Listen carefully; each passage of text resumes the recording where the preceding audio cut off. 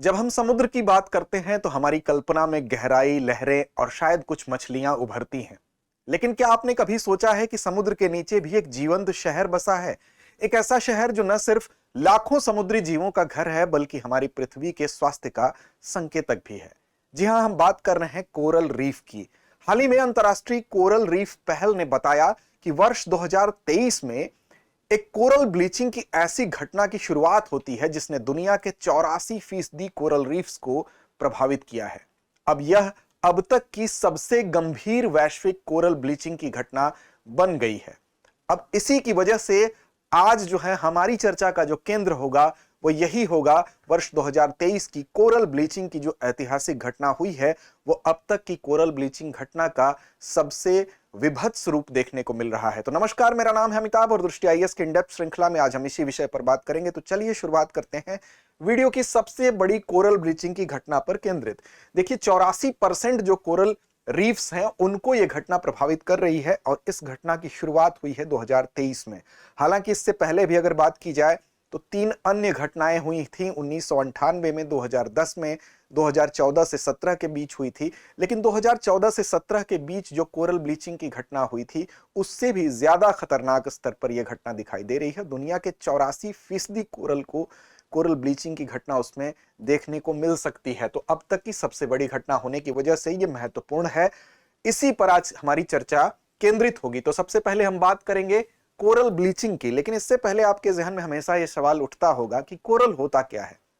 तो दरअसल कोरल एक छोटा समुद्री जीव होता है जिसको पॉलिप कहते हैं। और यह जीव जो होता है सहजीवी संबंध के आधार पर अपना जीवन चलाता है। सहजीवी संबंध यानी कि सिम्बायोसिस। इसका मतलब कि यह जो जीव होता है इस जीव का एक शैवाल के साथ सहजीवी संबंध होता है। यानी कोरल यानी पॉलिप जो होते हैं, पॉलिप पर शैवाल के साथ इनकी सहजीविता होती है। मतलब कुछ चीजें ये पॉलिप जो है वो शैवाल को देगा और कुछ चीजें शैवाल से लेगा और इनके बीच का जो सहजीवी संबंध है उसी के आधार पर इनका ये रिलेशन चलता रहता है। तो याद रखिएगा बेसिकली ये क्या है, तो ये एक समुद्री छोटे जीव हैं। लेकिन जब ये लाखों की संख्या में एक साथ इकट्ठे होते हैं तो एक कोरल रीफ का निर्माण करते हैं। इसी को हम कोरल रीफ कहते हैं। अब इन दोनों के बीच जो संबंध होता है उसी के आधार पर हम बताएंगे कि कैसे इनके ऊपर खतरा बढ़ रहा है, क्या वो खासियत है जिससे ये दोनों अलग अलग जीव हैं लेकिन एक दूसरे के साथ रहने की वजह से भी इन पर खतरा हो रहा है। देखिए होता यह है कि इन दोनों के बीच जो सहजीवी संबंध होता है अगर उसकी बात करें तो जो पॉलिप होगा, पॉलिप क्या करता है, पॉलिप नाइट्रोजन और फास्फोरस बनाता है और कैल्शियम कार्बोनेट बनाता है। वहीं जो शैवाल इसके अंदर होता है वो शैवाल क्या करेगा, उस शैवाल का नाम होता है जूजेनथेली। जूजेनथेली शैवाल इसको प्रकाश संश्लेषण के माध्यम से भोजन प्रदान करता है। तो जो पॉलिप है उसको भोजन प्रदान कौन कर रहा है, वो कर रहा है शैवाल। और उसी की वजह से, शैवाल की वजह से ही इसको एक कलर मिलता है, चमक मिलती है, रंगीन होता है, दिखाई देता है। वहीं इसको उसके बदले में क्या मिल रहा है, तो इसको मिल रहा है कैल्शियम कार्बोनेट मिल रहा है, इसके अलावा नाइट्रोजन फास्फोरस मिल रहा है। तो दोनों के बीच में सहजीवन के माध्यम से ही इसका संबंध चलता रहता है। लेकिन जब तनाव की स्थिति आती है, स्ट्रेस की स्थिति आती है, वो क्यों आती है आगे आपको बताया जाएगा। तो इनके बीच का यह संबंध प्रभावित होता है और पॉलिप से जो होगा वो शैवाल अलग हो जाएगा। और जब दोनों अलग हो जाएंगे तो दोनों एक दूसरे को वो चीजें नहीं दे पाएंगे जिसकी वजह से दोनों का जीवन चल रहा था और ये जीवन प्रभावित होने लगता है। इसी को हम कोरल ब्लीचिंग की घटना कहते हैं। वो क्या है विस्तार से बात करते हैं। तो देखिए कोरल एक जीव होता है जो अपने शरीर में खास शैवाल को रखता है जिसको जूजेनथेला के नाम से जानते हैं और दोनों के बीच में सहजीवी रूप से संबंध होता है। और ये शैवाल जो होता है वो कोरल के भोजन का जो 90% तक का जो पोषण है वो कवर करता है। अब ये चमकीला रंग भी प्रदान करता है। लेकिन जब समुद्र का तापमान बढ़ेगा यानी कि समुद्र के टेम्परेचर के बढ़ने की वजह से, और ये जो तापमान में वृद्धि वो लंबे समय तक रहेगी, तो ऐसी दशा में क्या होगा कि ये जो शैवाल होता है वो विषैला पदार्थ छोड़ने लगता है। और जब कोई किसी के घर में बैठ के विषैला पदार्थ छोड़ेगा तो वो व्यक्ति उसको पसंद तो करेगा नहीं। तो ऐसी दशा में कोरल क्या करता है, पॉलिप क्या करता है कि इसको इस शैवाल से उसका संबंध विच्छेद हो जाएगा। अब ये इसको घर निकाला देगा और जब ये इसको घर निकाला देता है तो उसकी वजह से इसको जो भोजन मिल रहा था, 90% पोषण मिल रहा था, वो मिलना बंद हो जाएगा। इसकी वजह से उसको रंग मिल रहा था वो मिलना बंद हो जाएगा। तो ऐसी दशा में अब क्या होगा, जो कोरल होंगे वो रंगहीन होने लगेंगे, सफेद होने लगेंगे। इसी घटना को कोरल ब्लीचिंग कहा जाता है। और फिर पोषण न मिलने की वजह से कोरल कमजोर भी हो जाएगा, वीक हो जाएगा, बीमार हो जाएगा और लंबे समय तक उस जीवित भी नहीं रह सकता और उसकी मृत्यु भी होने लगेगी। ये घटना ही कोरल ब्लीचिंग कहलाती है, तो इसको याद रखिएगा। अब देखिए यहां पर एक हेल्दी कंडीशन है, आपको दोनों का संबंध ठीक दिखाई दे रहा है, इसमें ग्रीन कलर में आपको दिख रहे होंगे, यहां पर शैवाल हैं, ये एकदम हेल्दी कंडीशन है। दूसरे चित्र में आपको दिखाई दे रहा होगा, स्ट्रेस की कंडीशन जब होगी तो ये शैवाल धीरे धीरे बाहर निकलने लगेंगे और पूरी तरह से ब्लीचिंग की घटना जब हो जाएगी, ब्लीच्ड कोरल, तो पूरी तरह से ये शैवाल बाहर चले जाएंगे और ये रंगहीन अर्थात सफेद रंग में आपको दिखाई दे रहा है। यही स्थिति कोरल ब्लीचिंग की स्थिति है और लंबे समय तक जब ये स्थिति रहेगी तो इसमें कोरल क्या होगा, डेड होने लगेगा। और इसके पीछे का मुख्य कारण क्या है, तो समुद्री सतह के तापमान का लगातार बढ़ना और तापमान में लगातार वृद्धि होने की वजह से जूजेंथेला शैवाल कोरल को छोड़ देते हैं। तो कोरल ब्लीचिंग का कारण क्या है, तो पहला कारण तो आप समझ ही गए कि महासागर का गर्म होना। अब 2024 को आप जानते हैं कि पूरे वर्ष का अब तक का सबसे गर्म वर्ष घोषित किया गया है। तो ऐसी दशा में जो औसत सतह का तापमान है, ये बताया गया कि 20.8 डिग्री सेल्सियस रिकॉर्ड किया गया, ध्रुवों को अगर छोड़ दिया जाए। अब ये तापमान कोरल के लिहाज से बेहद जानलेवा है और इसीलिए ये कोरल ब्लीचिंग की जो प्रतिशतता आपको 84% तक कोरल रीफ के प्रभावित होने की घटना है वो दिखाई दे रही। तो पहला कारण क्या है, महासागर का गर्म होना। दूसरा यह है कि जलवायु की जो घटनाएं हैं, जिसमें कि अल नीनो जैसे प्राकृतिक मौसम चक्र भी क्या करते हैं, महासागरों को और ज्यादा गर्म कर देते हैं। फिर कुछ स्थानीय कारण भी होते हैं, जिसमें कि प्रदूषण होता है जो मानव जनित होता है, हमारे द्वारा ही ये उत्पन्न किया जाता है, जिसमें वो सीवेज से निकलने वाले पोल्यूटेड, जो हम कह सकते हैं पोल्यूटेड चीजें होती हैं, प्लास्टिक होते हैं, ये अत्यधिक मत्स्य पालन के लिए वहां पर गतिविधियां करना या तटीय निर्माण और खनिजों के खनन के लिए हम ज्यादा से ज्यादा जब छेड़छाड़ करते हैं, तो ये भी स्थानीय कारण के तौर पर कोरल ब्लीचिंग का एक कारण माना जा सकता है। समुद्री हीट वेव्स भी इसके लिए जिम्मेदार हैं, जो कि लगातार कई दिनों तक अगर उच्च तापमान की लहरें चलेंगी तो उससे भी समुद्री जो तापमान है उसमें वृद्धि होगी और ये कोरल के स्वास्थ्य के लिए हानिकारक होगी। अब जलवायु परिवर्तन की इसमें क्या भूमिका होती है, तो आप जानते हैं कि मानव द्वारा लगातार ऐसी गतिविधियां होती हैं जिसकी वजह से हम क्या करते हैं, ग्रीन हाउस गैसों का उत्सर्जन करते हैं। चाहे वो हम कार्बन CO2 का उत्सर्जन कर रहे हो, चाहे CH4 का कर रहे हो या अन्य ग्रीन हाउस गैसों का उत्सर्जन कर रहे हो। अब इसकी वजह से क्या होगा, सूर्य से आने वाली जो किरणें होती हैं वो किरणें पृथ्वी पर आएंगी, लेकिन वो ग्रीन हाउस गैसों की वजह से लौट नहीं पाएंगी और पृथ्वी का जो औसत तापमान होगा वो क्या होगा, ज्यादा होने लगेगा। और पृथ्वी का औसत तापमान बढ़ेगा तो पृथ्वी पर जो समुद्री सतह है उसका भी औसत तापमान बढ़ेगा और इसकी वजह से प्रभाव किस पर आएगा, कोरल रीफ्स पर आएगा, क्योंकि समुद्री वर्षा वन के रूप में भी इनको जाना जाता है और ये बहुत सेंसिटिव होते हैं, बहुत नाजुक होते हैं। और ऐसी दशा में जब टेम्परेचर बढ़ेगा ग्लोबल वार्मिंग की वजह से या ग्रीन हाउस गैसों के उत्सर्जन की वजह से, जिसके जिम्मेदार हम ही आप हैं, तो उसमें क्या होगा, छोटा सा भी तापमान का जो बदलाव है वो इन सेंसिटिव कोरल रीफ्स के लिए जानलेवा होता है। और ऐसी दशा में वैज्ञानिक भी कह रहे हैं कि अब समुद्र का तापमान शायद ही कभी इतना ठंडा हो पाएगा कि कोरल का स्वास्थ्य पूरी तरह से ठीक हो पाएगा। हीट स्ट्रेस में ये रहेंगे और बार बार कोरल ब्लीचिंग की घटना हमको देखने को मिलेगी। अब सवाल उठता है कि कोरल रीफ्स को लेकर अगर उनकी मृत्यु ही हो रही है तो हमें इतनी चिंता क्यों हो रही है, क्या जरूरत है।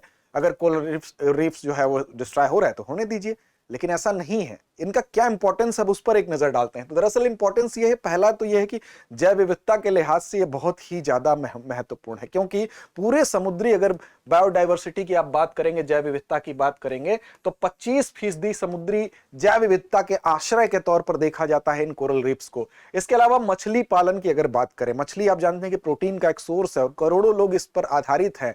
साथ ही साथ मत्स्य पालन जो है एक ऐसी अर्थव्यवस्था में भी इंपॉर्टेंट कड़ी है कि जिसको इग्नोर नहीं किया जा सकता। तो दुनिया भर में अरबों लोग समुद्री मछलियों पर निर्भरता के कारण और साथ ही साथ रोजगार के लिहाज से भी मछली पालन एक इंपॉर्टेंट सेक्टर है, जिससे कि आप देखेंगे कि जो कोरल रीफ्स हैं वहां पर मत्स्य पालन के लिए मछलियों के आश्रय के रूप में भी इनको देखा जाता है, तो इसलिए भी इंपॉर्टेंट है। तटीय सुरक्षा के लिए इनका बहुत इंपॉर्टेंट है, क्योंकि जब भी आप देखेंगे कोरल रीफ जो होती हैं वो समुद्री लहरों, अगर शक्तिशाली समुद्री लहरें आती हैं तो उसको ब्रेक करने का काम ये करती हैं, उसको तोड़ने का काम करती हैं, जिससे कि जो तटीय क्षेत्र होते हैं वहां पर बाढ़ जैसी सिचुएशन या पर जो वहां पर क्षरण की स्थिति होती है उसको कंट्रोल करने में भी, तटीय सुरक्षा करने में भी कोरल रीफ्स का अपना एक अहम योगदान है। इसके अलावा पर्यटन और अर्थव्यवस्था के लिहाज से भी महत्वपूर्ण है, क्योंकि कई ऐसे देश हैं जो कोरल रीफ्स के लिए ही वहां पर पर्यटन होता है, उसको देखने के लिए लोग स्कूबा डाइविंग करते हैं, उसको देखने के लिए ही स्नॉर्कलिंग होती है। तो इन दोनों गतिविधियों की वजह से कई देश अरबों डॉलर कमा रहे हैं। तो ऐसी दिशा में पूरे वैश्विक रूप से पर्यटन के भी एक अहम सोर्स के रूप में हम कोरल रीफ्स को देख सकते हैं। तो ये इसका इंपॉर्टेंस हुआ। अब इसी इंपॉर्टेंस को देखते हुए इसके संरक्षण के लिए अंतर्राष्ट्रीय स्तर पर भी प्रयास हुए, जिसमें कि अंतर्राष्ट्रीय कोरल रीफ पहल भी एक हिस्सा है।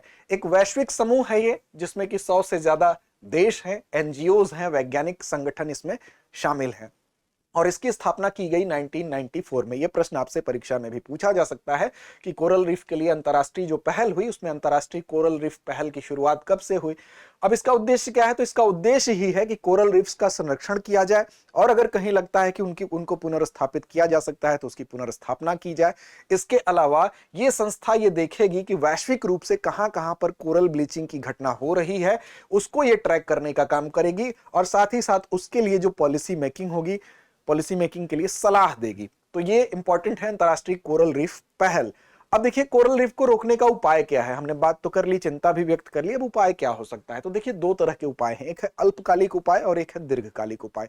अल्पकालिक उपाय की बात करें तो कुछ वैज्ञानिक तकनीकी हैं, जैसे कि लैब में हम जिन कोरल रीफ्स का स्वास्थ्य खराब हो जाता है, कोरल ब्लीचिंग की घटना के करीब पहुंच जाते हैं, टूटने लगते हैं, तो उनको हम क्या करते हैं, लैब में लाते हैं, और लैब में फिर उन कोरल टुकड़ों को हम बचाने के लिए वैसी दशा उत्पन्न करते हैं, साफ पानी के अलावा वैसे ही खनिज लवण की जिनकी उनको आवश्यकता है, वैसा ही टेम्परेचर, इन सारी चीजों को लैब में उपलब्ध कराते हैं, और फिर से जब वो स्वस्थ हो जाते हैं कोरल्स, तो हम ले जाते हैं और उनको उसी परिस्थिति में फिर से कनेक्ट करने की कोशिश करते हैं। और दूसरा है दीर्घकालिक उपाय। दीर्घकालिक उपाय में क्या क्या हो सकता है?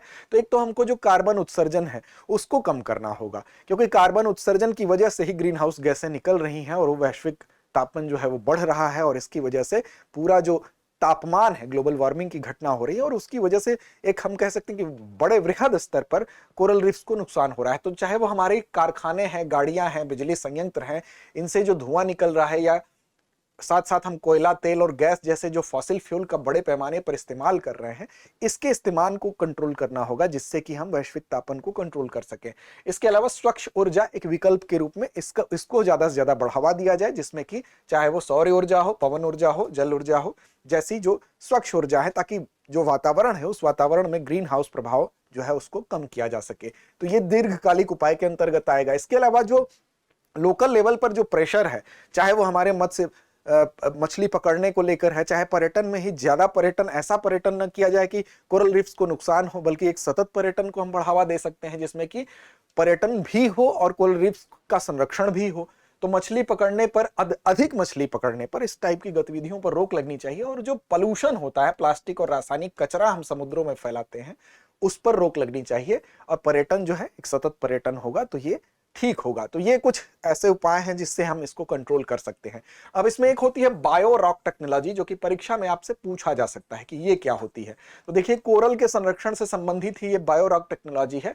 होता क्या है कि समुद्र में जो खनिज घुले होते हैं, उन्हीं को विद्युत संचयन के माध्यम से, अर्थात समुद्र में हम क्या करते हैं, एक ढांचा डालते हैं जो कि लोहे या स्टील का बना होता है, और फिर उसमें एक बहुत कम वोल्टेज की विद्युत धारा प्रवाहित होती है, और उससे समुद्र के अंदर उसके पानी में घुले हुए जो खनिज लवण होते हैं वो क्या करते हैं, उस पर इकट्ठे होने लगते हैं, और उसमें जो कैल्शियम कार्बोनेट होता है, कैल्शियम के आयन भी आएंगे और कार्बोनेट के भी आयन आएंगे, क्योंकि उसमें एनोड भी होगा, प्लस भी होगा, माइनस भी होगा। तो उस पे क्या होते हैं, जब कम विद्युत धारा पावर की उसमें प्रवाहित लगातार की जाती है, तो ये जो है खनिज लवण के माध्यम से जो कैल्शियम और आयन कार्बोनेट है, दोनों का संयोजन होने लगता है उस ढांचे के ऊपर, और वहां पर हम देखेंगे कि कैल्शियम कार्बोनेट का निर्माण हो जाता है, और उसी कैल्शियम कार्बोनेट से फिर क्या होता है, इनको हम कोरल्स को क्या करते हैं, चिपकाते हैं, और फिर वो उनकी वृद्धि तेज होने लगती है। आप जानते हैं कि जो पॉलिप्स होते हैं वो क्या करते हैं, कैल्शियम कार्बोनेट उनके द्वारा उसका निर्माण किया जाता है, ठीक है। लेकिन जब यहां पर उनको कैल्शियम कार्बोनेट का निर्माण नहीं करना पड़ेगा, उनसे फिर उनको चिपका दिया जाएगा, तो उनकी ऊर्जा क्या होगी, वो खर्च होगी अब अपनी वृद्धि में। तो एक काम उनका बच जाता है। इसी कारण इससे क्या होता है कि इस टेक्नोलॉजी से क्या होता है कि इस ढांचे पर चिपकाने के बाद कोरल रीफ्स की वृद्धि ज्यादा होती है। अब देखिए, यहां पर आप स्पष्ट तरीके से देख सकते हैं, एक ढांचा समुद्र के पानी के अंदर डाला जाता है, इसमें बहुत ही कम ऊर्जा की जरूरत होती है, बहुत कम करंट की जरूरत होती है। तो सोलर के माध्यम से ही हम ये करंट इसमें प्रवाहित कराते हैं, सौर ऊर्जा के माध्यम से ही। और फिर इसमें क्या होता है, इसमें प्लस और माइनस, अर्थात एनोड और कैथोड दोनों रहेंगे, और इस पर क्या होगा, कोरल का फ्रेगमेंटेशन शुरू हो जाता है। और इसमें फिर कोरल का जब फ्रेगमेंटेशन शुरू होगा तो यहाँ पर CaCO3 एक्चुअली होता क्या है कि इस पे CaCO3 बनने लगता है, ये जो आपको छड़ जैसी चीजें दिख रही हैं। और यहाँ पर जब ये बनने लगता है, यहाँ देख सकते हैं CaCO3 अगर इस पे अगर जमा होने लगा है तो इस पे क्या करते हैं, इस पे हम कोरल्स को चिपका देते हैं। और जब इस पर कोरल्स चिपकते हैं तो अब कोरल के जो टुकड़े होंगे, इस पूरी संरचना को हम क्या कहते हैं, बायो रॉक संरचना कहेंगे। अर्थात हम इसको, इस रॉक संरचना को हमने बनाया है। कैसे बनाया है, तो इस तकनीकी से बनाया है। और इसके ऊपर जब कोरल्स को चिपकाया जाता है तो उनकी जो वृद्धि होती है वो तेज होती है, 6 गुना तेजी से, 4 से 6 गुना तेजी से बढ़ने लगते हैं। क्यों? क्योंकि कैल्शियम कार्बोनेट तो इनको रेडीमेड मिल रहा है, अब इनको बनाना नहीं पड़ रहा है, तो वो ऊर्जा इनकी बचती है और वो ऊर्जा यूज होती है इनकी वृद्धि में। तो इनकी वृद्धि तेज होने लगती है और स्वयं के कैल्शियम कार्बोनेट के कंकाल का निर्माण जो उनका काम था उससे ये चूंकि बचे होते हैं तो अब अपनी ऊर्जा खर्च नहीं करते हैं और इनकी ऊर्जा खर्च होती है वृद्धि में। तो बायोरॉक टेक्नोलॉजी एक अच्छी तकनीकी है जिससे इनको विकसित किया जाता है, तो इसका भी इस्तेमाल हो रहा है आजकल। आगे बढ़ेंगे अभ्यास प्रश्न की तरफ, लेकिन उससे पहले आपको बता दें कि ISGS foundation prelims mains course का ऑफलाइन बैच हिंदी माध्यम का 29 अप्रैल शाम 6 बजे और इंग्लिश मीडियम का 7 मई सुबह 8 बजे से प्रारंभ हो रहा है। 8750187501 पर कॉल करके आप अधिक जानकारी भी हासिल कर सकते हैं। अब जवाब आपको देना है कमेंट बॉक्स में। प्रश्न आपके लिए हम छोड़ते हैं, वर्ष 2023 में शुरू हुई कोरल ब्लीचिंग घटना कितने प्रतिशत कोरल रीफ्स को प्रभावित कर चुकी है? विकल्प आपके सामने है 45, 60, 70 या 84। तो इसका जवाब कमेंट बॉक्स में जरूर दें। मुख्य परीक्षा के लिए भी एक प्रश्न आपके लिए है कि बायोरॉक तकनीकी जो है कोरल रीफ संरक्षण में कैसे सहायक है? इस तकनीकी की प्रक्रिया और लाभों को स्पष्ट कीजिए। तो लड़ते रहें, अपने लक्ष्य की ओर बढ़ते रहें।